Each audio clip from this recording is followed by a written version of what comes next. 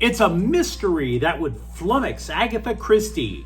Did Matthew Stafford work out for the Rams?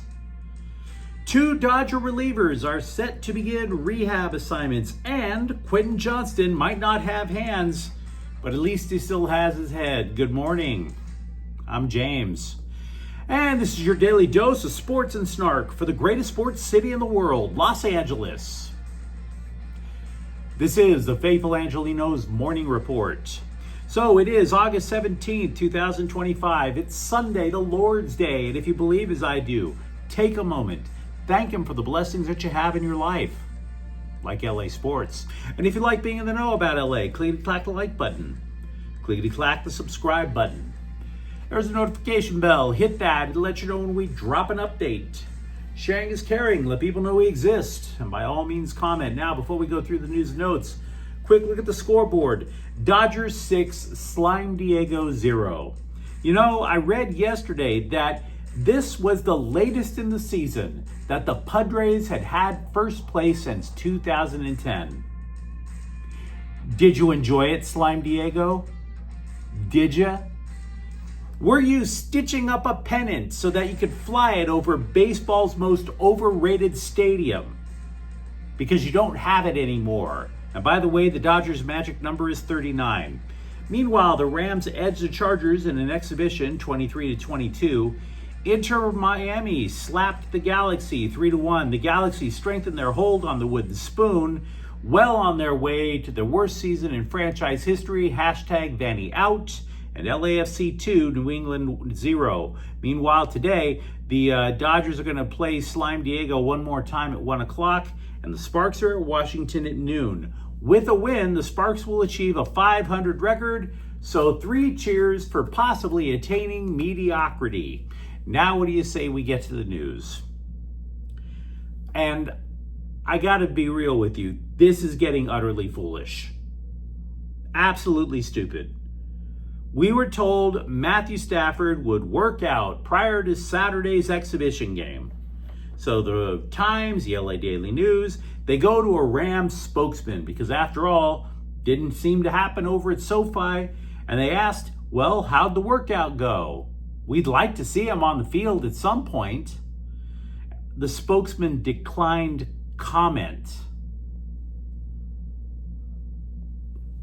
Like he was in the Trump administration about the Epstein files or something. And then so the reporter's like, wait, declining comment, did he even work out? No comment. And not only was there no comment from the spokesman, there will not be a comment until Sean McVay speaks Monday. Now, if anybody with the Rams actually thinks that this is going to stop the scribes, or for that matter, the fans, from demanding accountability on this foolishness, I can assure you, ain't nobody going to shut up about it. We spoke at length in yesterday's clip about how you want to attain a drama-free training camp, right? How the Chargers don't have it, and it's kind of giving you the case of the heebie-jeebies. If it weren't for Matthew Stafford, the Rams would have a drama-free camp. Think about everything that went on for the offseason with the Rams. All of it was based around Matthew Stafford. Yeah, you could say Kyron Williams was looking for a better contract, but he was never going to hold out. He was patient. Zero drama. It was Matthew Stafford wanting a new contract. It was Stafford's wife trying to hint that he would leave. And now we haven't even seen him practice. We don't even know if the guy is using a walker, for Pete's sakes. This is drama, and I might add, it's pathetic drama. You can claim, as a Rams fan, to be so impressed with Stetson Bennett. You could even talk yesterday about how Kanata Mumpfield, how he's trying to earn a spot in the receiving rotation. None of it matters. None. Zero. Sean McVay didn't even attend the post-game press conference. When was the last time Sean McVay avoided a microphone?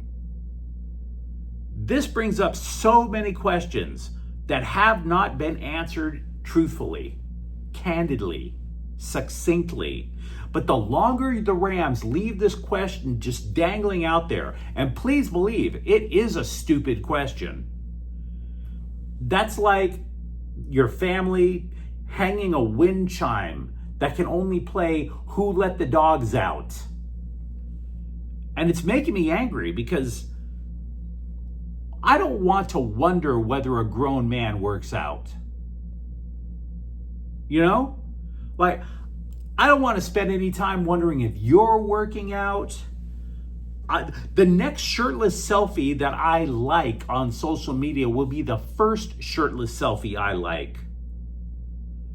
And now I have to care whether or not Matthew Stafford works out. This brings up a ton of uncomfortable questions. Aside from, is he going to play eventually?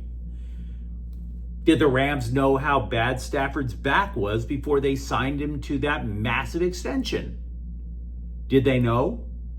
Did Stafford not tell them? Was there a medical exam prior to signing the contract? For that matter, Coach McVay, why are you waiting until tomorrow to talk about this? Why is everybody crafting a narrative to try to sell to us like it's a used car?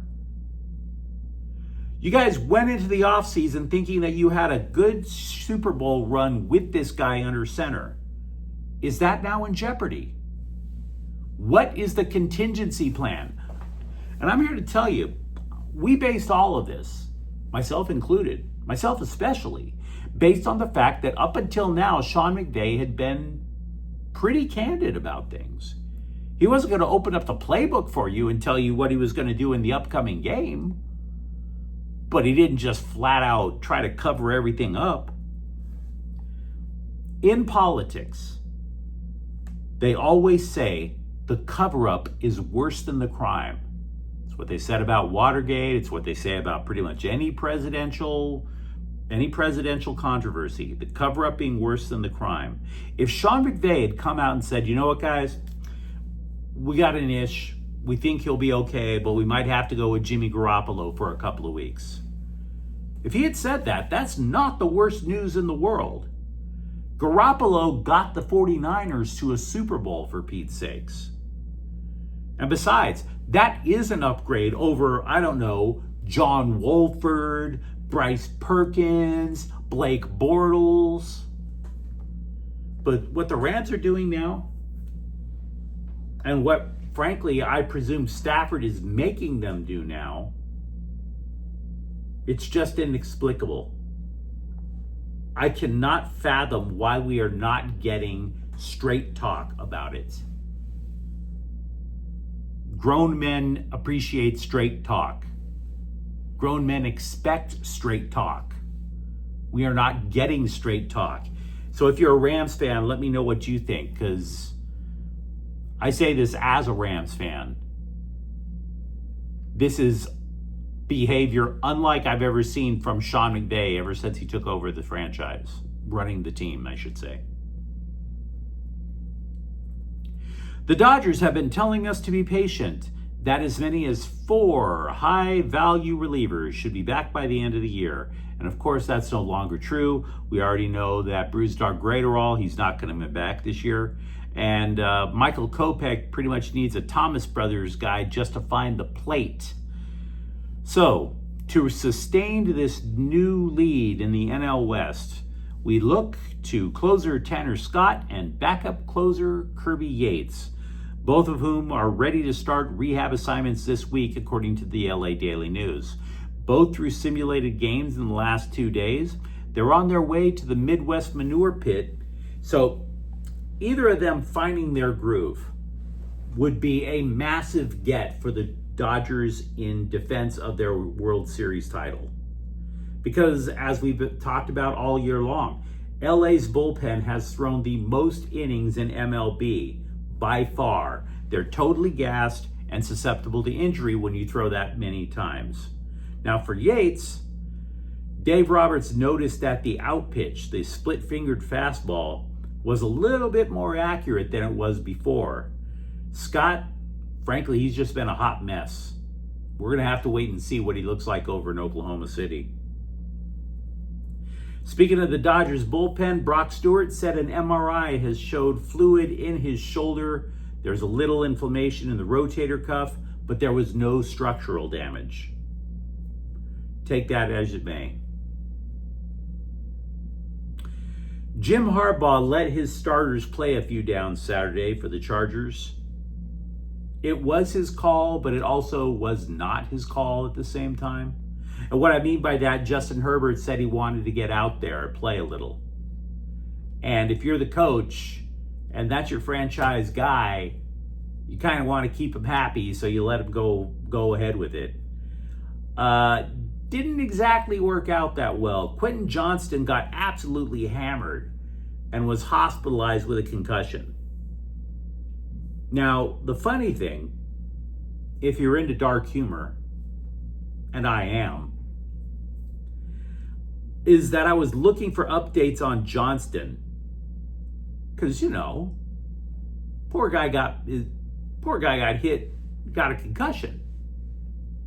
I'm looking for updates on the guy, and there was a headline from Yahoo Sports that was, quote, Chargers need to move on from Quentin Johnston. Even for a guy like me, that's cold-blooded, guys. Cold-blooded. Luka Doncic, fresh with his revenge bod that he will be flaunting against the Dallas Mavericks, nevertheless did not finish an international exhibition game Saturday for Slovenia.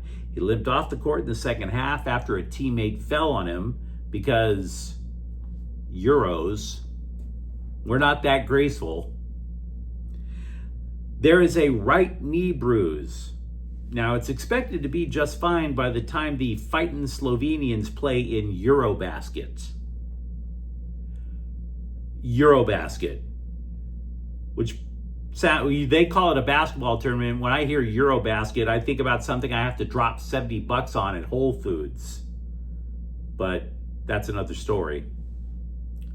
Also with the Lakers, Rui Hachimura, he is eligible to get a contract extension, but the Athletic doesn't see that happening at least before the season starts. Johan Buha says his intel claims the Lakers want to see if he can still start, or perhaps be a sixth man before they start talking new deal. Now, Hachimura was a full-time starter last year, but the Lakers apparently have their eyes on Marcus Smart in the starting five. So they want to keep as much cap space as possible for the next couple of off seasons. They need to see how these pieces fit before Rui gets any chit chat about staying for long term in LA. But you let me know what you think in the comments thread. Talk to me, for example, about the Rams and Matthew Stafford. How much jeopardy are we talking about here? Now it's perfectly reasonable for you to kind of freak out a little bit over it. And for that matter, which Dodger reliever are you looking forward to see come back first? And if you enjoyed this update, don't forget to subscribe to Faithful Angelenos. We're talking LA sports every single day. Thank you for watching. I'm James, and we'll be back tomorrow. Faithful Angelenos is a Kian Corte El Queso production. Take care.